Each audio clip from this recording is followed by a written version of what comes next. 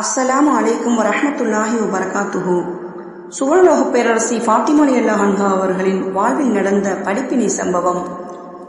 ஒரு சமயம் ஹஸரத் அலி அலி அவர்கள் வீட்டிற்குள் நுழைந்தார்கள்.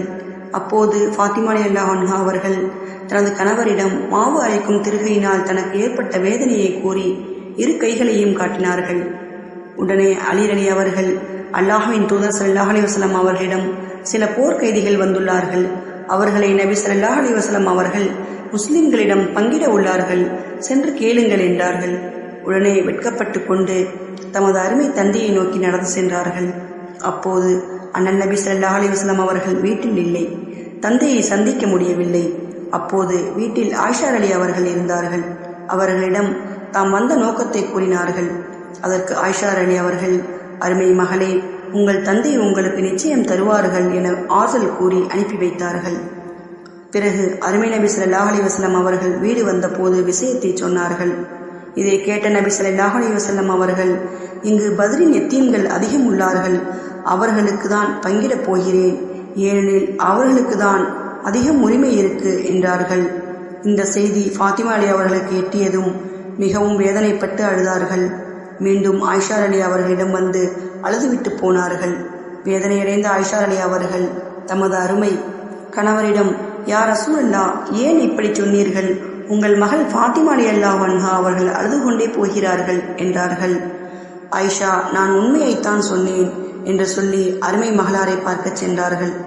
அப்போது வழியில் ஜிப்ரீல் அலைஹி அவர்கள் தோன்றி, நபியே, அல்லாஹ் உங்களின் வார்த்தையை பொருந்தி கொண்டான், உங்கள் மகள் ஃபாத்திமாவை சுவனத்து தலைவியாக அல்லாஹ் ஏற்றுக்கொண்டான்.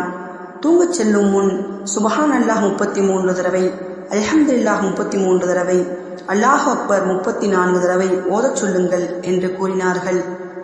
இரவு நேரம் ஃபாத்திமா அலி குடும்பம் படுக்கைக்கு சென்று விட்டார்கள்.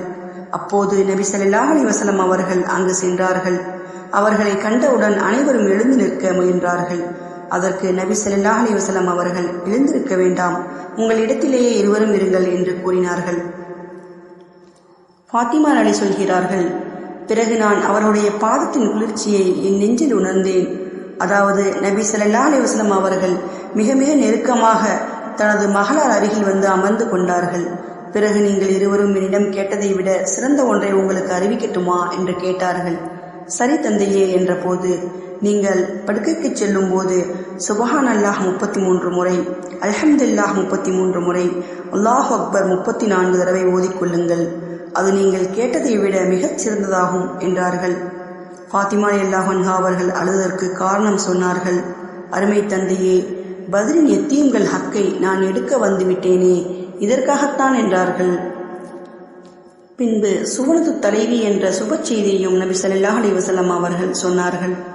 இச்சம்பவத்தின் மூலம் நாம் அறிந்து கொள்ள வேண்டிய படிப்பினை, மகளாரின் கஷ்டம் வறுமை பிரபல்யமாக இருந்தும் நபி ஸல்லல்லாஹு அலைஹி வஸல்லம் அவர்கள் அடிமையை கொடுக்கவில்லை.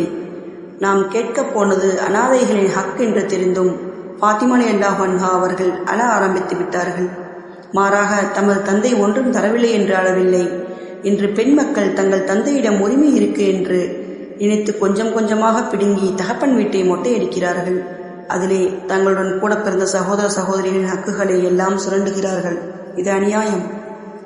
நபி ஸல்லல்லாஹு அலைஹி வஸல்லம் அவர்கள் தமது அருமை மகளுக்கு எதை கொடுத்தார்கள் என்பதை ஒவ்வொரு தந்தையும் உணர வேண்டும். மகளார் துன்யாவை கேட்கும் போது வீடு தேடி சென்று மறுமையை இணைய ஊட்டி திரும்பினார்கள். இதில் நமக்கு பெரும் படிப்பினை இருக்கிறது.